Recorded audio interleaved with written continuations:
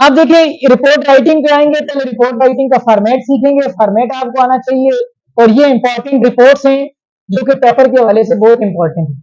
आपने इनको जाके एक दफा इनकी बॉडी ऑफ रिपोर्ट को क्या करना है, थोड़ा सा पढ़ना है, सर्च करना है, जो अंदर बॉडी में आप लिखेंगे। इंपॉर्टेंट रिपोर्ट्स हैं। सबसे पहले आपकी डेट होती है, और डेट जो है वो राइट साइड टॉप राइट पे आप डेट लिखते हैं। कोई भी डेट लिखते हैं, फर्जी डेट है, फॉर एग्जांपल 29 अगस्त 2025 आपने लिख दिया। उसके बाद इस लाइन में आप नहीं लिखेंगे, नीचे वाली लाइन में आएंगे, आप लिखेंगे टू, जिसको लिखना है। एड्रेस एक लाइन में भी लिखा जाता है और 3 लाइनों में भी लिखा जाता है। अगर एक लाइन में लिखेंगे तो थोड़ी स्पेस के लिए कामा देंगे, शॉर्ट पास देंगे। जिसको लिख रहे हैं, मिसाल के तौर पर आप प्रिंसिपल को लिख रहे हैं ना, to principal about in discipline college, आप लिखेंगे द प्रिंसिपल एबीसी कॉलेज और सिटी, यानी कोई भी सिटी है। ये एड्रेस आप 3 लाइनों में भी लिख सकते हैं, एक लाइन में भी ज्यादा बेहतर होता है। रिपोर्ट के अंदर आप जो है वो एक लाइन के अंदर एड्रेस लिख दें, 3 लाइनों में भी आप लिख सकते हैं इसी को। पहली लाइन में प्रिंसिपल, दूसरी लाइन में एबीसी कॉलेज, तीसरी लाइन में सिटी। हाँ, इसके नीचे देखो ना, इसके नीचे डेट से नीचे फ्रॉम किसकी जानब से, आप कौन है भाई, तो आप लिखेंगे member of discipline committee, member of discipline committee, ठीक है। एबीसी कॉलेज कोई भी कॉलेज है, और आप इसी तरह से सिटी भी कोई भी सिटी लिखें। उसके बाद नीचे तीसरा ऐसा होता है सब्जेक्ट का, आपका मौजू क्या है। तो आप सब्जेक्ट किसके बारे में पूछे, आप लिखेंगे report about in discipline in college. College में इन डिसिप्लिन के हवाले से ही आप रिपोर्ट दे रहे हैं।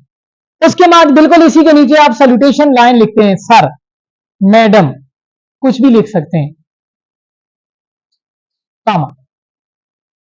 फिर आपकी बॉडी ऑफ रिपोर्ट स्टार्ट होती है। आपका बॉडी ऑफ रिपोर्ट में फर्स्ट पैराग्राफ होता है, फर्स्ट पैरा होता है।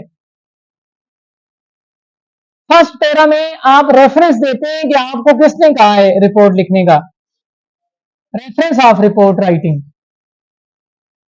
आप कहते हैं with reference to the letter, with reference to the direction by the competent authority, I am directed to prepare a report about the issue। Reference लिखते हैं और इशू लिखते हैं। दूसरा काम क्या करते हैं आप पहले पैराग्राफ में कि इशू, इस इशू के ऊपर मुझे इस रेफरेंस से जो है वो रिपोर्ट बनाने का कहा गया। फिर आप सेकंड पैराग्राफ में जाते हैं, आप हाईलाइट करते हैं इशू को, आप उसकी काजेज बताते हैं, आप उसके इंपैक्ट्स बताते हैं, इशू के इंपैक्ट्स बताते हैं। फिर उसके बाद आप थर्ड पैरा में जाते हैं और वहां पे आप सजेशंस, आप उसका सॉल्यूशन बताते हैं, आप कि इसका हल क्या है। तो सॉल्यूशन में आप 2 काम करते हैं, या तो आप सजेशंस देते हैं और साथ आप कुछ रिकमेंडेशंस करते हैं, कुछ बातों की मंजूरी देते हैं कि ये काम आपने लाजमी करने, और कुछ बातों की राय देते हैं, वो सजेशन होती है। रिपोर्ट के आखिरी हिस्से में आप ये करते हैं, और उसके बाद आप कंप्लीमेंट्री क्लोज करते हैं। फॉर एग्जांपल आपने लिख दिया और आप क्लोजिंग करना चाहते हैं, तो पेज पे ये आपने लिखा सारा और क्लोजिंग कर रहे हैं, तो यहां आखिर में जाएं और लफ्ज लिख दें सिंसियरली, और नीचे XYZ लिख दें, अपना नाम, कोई भी कॉलेज का नाम, कोई चीज भी आपने नहीं लिखनी। देखिए पेपर में वाज़ेह हिदायत होती है कि आपने किसी भी किस्म की कोई ऐसी आइडेंटिटी आपने नहीं बतानी जिससे आपकी आइडेंटिटी शो हो जाए। आप यहां में लिखते हैं government model science college Muzaffarabad, ये लायबल है कि आपका पूरा सवाल कैंसिल हो जाए, क्योंकि बाहर उसने लिखा हुआ है कि अंदर आपने कोई ऐसी आइडेंटिटी, इधर नीचे आप लिखते हैं जी मेरा नाम और अपना सेक्शन और ब्लू पिंक और क्या, इस तरह नहीं लिखना। मेडिकल और A1 और B2 और A2 इस तरह बिल्कुल भी XYZ। इधर आपने principal ABC college city, member of discipline committee ABC college है जी, सिटी भी एबीसी है, क्योंकि पेपर के बाहर वाज़ेह लिखा होता है कि आपने अपनी कोई आइडेंटिटी अंदर नहीं लिखनी। इससे डेलिबरेटली ये तासर जाता है कि इसने जानबूझकर अपनी आइडेंटिटी बताने की कोशिश की है कि किसी के पास मेरा पेपर जाए तो वो समझ जाए कि ये फलां बंदा है। ऐसा आपने आर्गिव नहीं करना, आपने एनोनिमस एड्रेस लिखना होता है। मिसाल के तौर पर आप डिप्टी कमिश्नर को लिख रहे हैं, आप लिखेंगे the deputy commissioner ABC city और डिस्ट्रिक्ट, कोई भी लिख दें। फ्रॉम किसकी तरफ से लिख रहे हैं, मेंबर ऑफ सिविल सोसाइटी, आप सिविल सोसाइटी के मेंबर हैं। आप मेंबर ऑफ स्टूडेंट कमेटी, आप स्टूडेंट कमेटी के मेंबर हैं। एबीसी कॉलेज है या एबीसी सिटी है, किसी भी जगह से, ठीक है। सोसाइटी के अगर मेंबर हैं तो मेंबर ऑफ सिविल सोसाइटी और सिटी आपका कोई भी है।